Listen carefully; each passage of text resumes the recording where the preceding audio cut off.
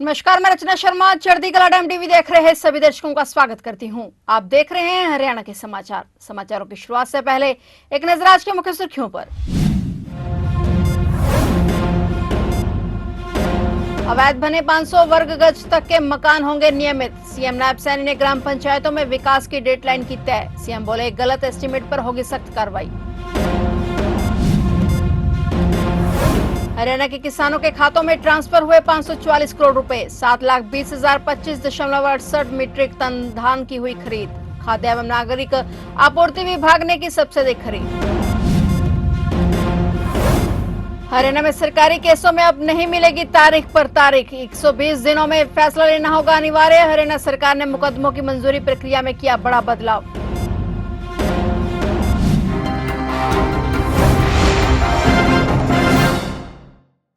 और अब समाचार विस्तार से। हरियाणा के मुख्यमंत्री नायब सिंह सैनी ने प्रदेश की ग्राम पंचायतों में चल रहे विकास कार्यों को योजनाबद्ध तरीके से और तय समय सीमा के भीतर पूरा करने के निर्देश दिए हैं। उन्होंने अधिकारियों को हर 15 दिन में विकास कार्यों की प्रगति की समीक्षा सुनिश्चित करने को कहा, ताकि जन कल्याणकारी योजनाओं का लाभ सीधे हर पात्र व्यक्ति तक पहुंचे। मुख्यमंत्री ने फरीदाबाद, गुरुग्राम, झज्जर और पलवल जिलों के लिए गोबर धन योजना के तहत एक प्रोजेक्ट तैयार कर मुख्यालय भेजने के निर्देश दिए हैं। उन्होंने 500 वर्ग गज तक की शामलाट भूमि पर अनाधिकृत मकानों के नियमितीकरण में तेजी लाने को भी प्राथमिकता दी। सीएम नायब सिंह सैनी ने स्पष्ट किया कि जिन परियोजनाओं में गलत एस्टीमेट बनाए जाएंगे उनके लिए संबंधित अधिकारी जिम्मेदार होंगे और उनके खिलाफ कार्रवाई की जाएगी। ये निर्देश उन्होंने चंडीगढ़ में विकास एवं पंचायत विभाग और ग्रामीण विकास विभाग की समीक्षा बैठक के दौरान दिए। इस बैठक में विकास एवं पंचायत मंत्री कृष्णलाल पंवार भी उपस्थित रहे। हरियाणा में खरीफ सीजन 2025-26 के दौरान अब तक किसानों के बैंक खातों में सीधे 543 करोड़ 66 लाख रुपए का भुगतान किया जा चुका है। ये राशि न्यूनतम समर्थन मूल्य के तहत किसानों को उपलब्ध कराई गई है। मेरी फसल मेरा ब्यौरा पोर्टल पर पंजीकृत 63,356 किसानों से राज्य में धान की खरीद की जा रही है। खाद्य नागरिक आपूर्ति एवं उपभोक्ता मामले विभाग के मुताबिक अब तक राज्य भर की मंडियों में कुल 8,92,943.7 मीट्रिक टन धान की आवक हुई है। विभिन्न जिलों की मंडियों से लगभग 3,10,821.24 मीट्रिक टन धान का उठान हो चुका है, जबकि कुल 7,20,025.68 मीट्रिक टन धान की खरीद की जा चुकी है। खरीफ सीजन के दौरान 22 सितंबर से अब तक सबसे अधिक धान की खरीद खाद्य एवं नागरिक आपूर्ति विभाग ने की है, जिसने लगभग 4,25,680.39 मीट्रिक टन धान खरीदा है। और वहीं हरियाणा खाद्य एवं आपूर्ति फेडरेशन हैफेड ने 2,09,796.67 मीट्रिक टन और हरियाणा राज्य भंडारण निगम ने 84,548.61 मीट्रिक टन धान खरीदा है। प्रवक्ता ने किसानों से अपील की है कि वे अपनी फसल को अच्छी तरह सुखाकर और साफ करके मंडियों में लेकर आएं। साथ ही धान में नमी की मात्रा सरकार द्वारा निर्धारित 17% से अधिक न हो। खरीद केंद्रों पर सभी आवश्यक व्यवस्थाएं की गई हैं और धान के उठान कार्य को तेजी से पूरा किया जा रहा है।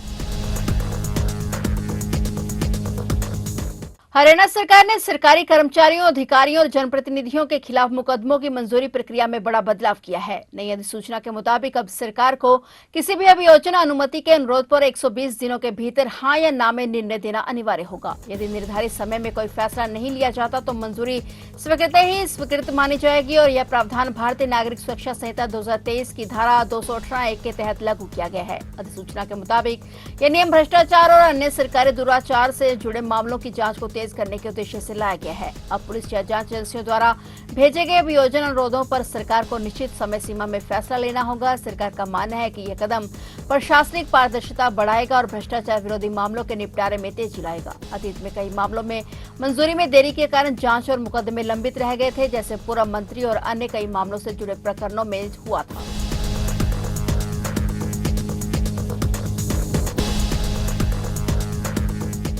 पानीपत में दिल दहला देने वाली घटना सामने आई। यहां 4 बच्चों की मां प्रेमी के साथ भाग गई और पीड़ित पति यह सदमा सहन नहीं कर पाया। उसने अपने 4 बच्चों के साथ यमुना नदी में छलांग लगा दी। पुलिस और गोताखोरों की टीम यमुना नदी में बच्चों और उनके पिता की तलाश कर रही है। छलांग लगाने से पहले पीड़ित ने घटना का वीडियो बनाकर अपनी बहन के पास भेजा, जिसमें वह अपनी आपबीती सुना रहा है। कैराना के मोहल्ला खेल कलां निवासी सलमान सैफी मजदूरी कर अपनी 3 बेटियों और एक बेटे के साथ गुजर बसर कर रहा था। पीड़ित की बहन ने बताया कि उसकी भाभी पहले भी कई बार घर से बिना बताए अपने प्रेमी के साथ चली गई थी। उसने फिर से यही काम किया, जिसका उनका भाई शर्मसार हो गया और उसने अपने 4 बच्चों महक 12 साल, इनायता 8 साल, सीफा 4 साल और एक बेटे अनायन 3 साल के साथ यमुना नदी में छलांग लगा दी। हरियाणा और यूपी के गोताखोर और पुलिस टीम यमुना में डूबे परिवार की तलाश में जुटे हैं। इस दौरान बड़ी संख्या में लोग यमुना किनारे खड़े हैं और अब तक कोई भी सुराग हाथ नहीं लगा है।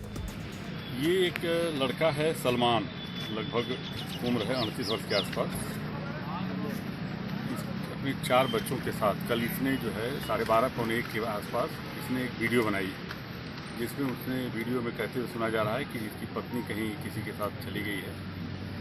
पत्नी से कुछ विवाद वीडियो में आ रही है और ये यमुना पुल है, यहाँ पे आके इसने वीडियो बनाया और अपनी बहन को भेजा कल ही। और बहन ने अपने परिजनों को बताया, परिजन यहाँ ढूंढ रहे थे उसको। आज कुछ आशंका कुछ लोगों ने जाहिर की कि एक व्यक्ति पुल के नीचे से पुल से कूदा हुआ है।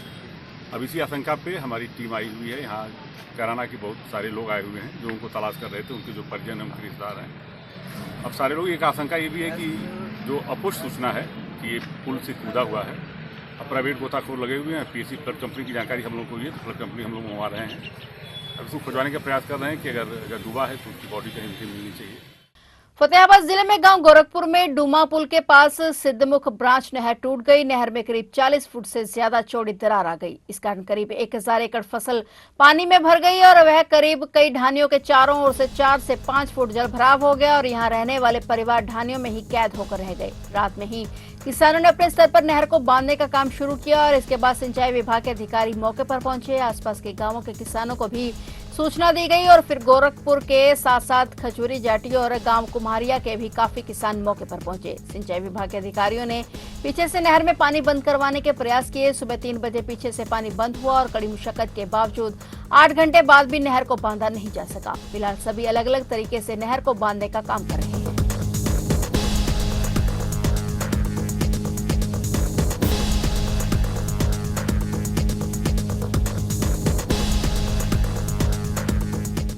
शिक्षिका मनीषा की मौत से जुड़े सुसाइड नोट की दोबारा जांच कराई जाएगी। सीबीआई ने इसके लिए 15 सदस्यीय विशेषज्ञ टीम गठित की है जो मनीषा की हैंडराइटिंग से मिलान कर इसकी सत्यता की पुष्टि करेगी। इसके अलावा सीबीआई अधिकारी मामले की जांच से जुड़े पुलिस कर्मियों से भी पूछताछ करेंगे। मनीषा के पिता संजय ने बताया कि सीबीआई टीम ने बहुत जल्द भिवानी आने का संकेत दिया है और गवाहों से कई बार पूछताछ कर चुकी है। सीबीआई टीम इस बार उन पुलिस कर्मियों से भी पूछताछ करेगी जिनकी घटनास्थल से साक्ष्य और तथ्य जुटाने में अहम भूमिका रही है। संजय का कहना है कि अब तक सीबीआई ने ना तो भिवानी पुलिस से और न ही जांच अधिकारी से किसी तरह की विस्तृत पूछताछ की है, जबकि इस केस में कई महत्वपूर्ण तथ्य स्थानीय पुलिस के कब्जे में हैं। भिवानी पुलिस ने पहले दावा किया था कि बरामद सुसाइड नोट की लिखावट मनीषा की हैंडराइटिंग से मेल खाती है। अब यही सुसाइड नोट सीबीआई के कब्जे में है, जिनकी दोबारा जांच कराई जा रही है। जांच एजेंसी दिल्ली की नई एक्सपर्ट टीम से इस सुसाइड नोट की सत्यता की पुष्टि करवा रही है। सूत्रों के मुताबिक यह सुसाइड नोट पूरे मामले की जांच का अहम केंद्र बिंदु बन गया है।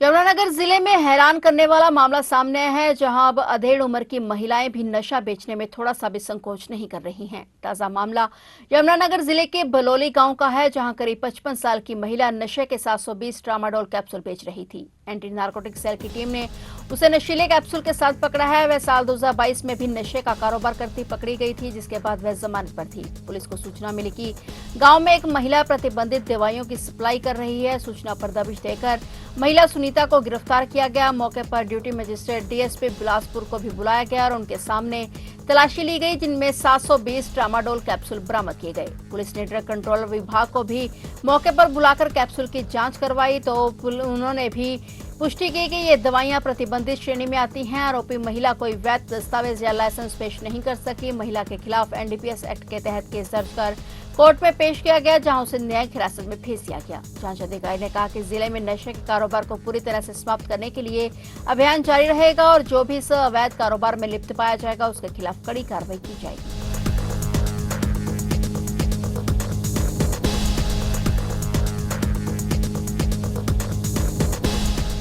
हरियाणा के रोहतक में युवक की हत्या हुई है। युवक की हत्या की घटना से इलाके में सनसनी फैल गई। रोहतक की काट मंडी में आज सुबह 21 साल के युवक की पीट कर हत्या कर दी गई। युवक ड्राई फ्रूट विक्रेता के पास नौकरी करता था। सूचना मिलने पर सीआईए और शिवाजी कॉलोनी थाना पुलिस मौके पर पहुंची और घटनास्थल पर जांच की। मृतक की पहचान रेलवे रोड निवासी 21 वर्षीय जयदेव के तौर पर हुई है। वारदात किसने और क्यों की, इसकी पुलिस जांच पड़ताल कर रही है। फिलहाल पुलिस ने मृतक की डेड बॉडी को कब्जे में लेकर आगे की कार्रवाई शुरू कर दी है।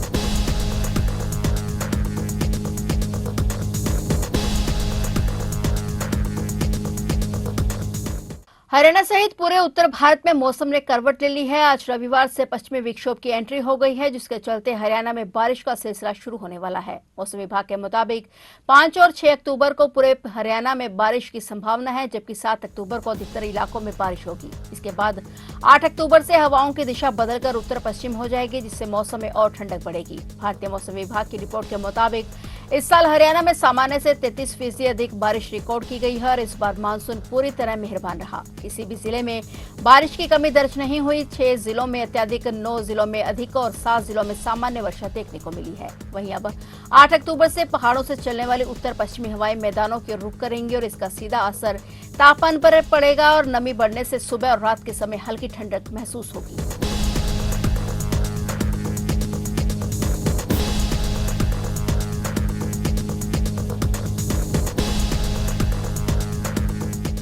तो आप देख रहे थे हरियाणा के समाचार और नए समाचारों के साथ फिर से हाजिर होंगे। तब तक के लिए देखते रहिए चढ़ती कला टाइम टीवी और मुझे दीजिए इजाजत। धन्यवाद।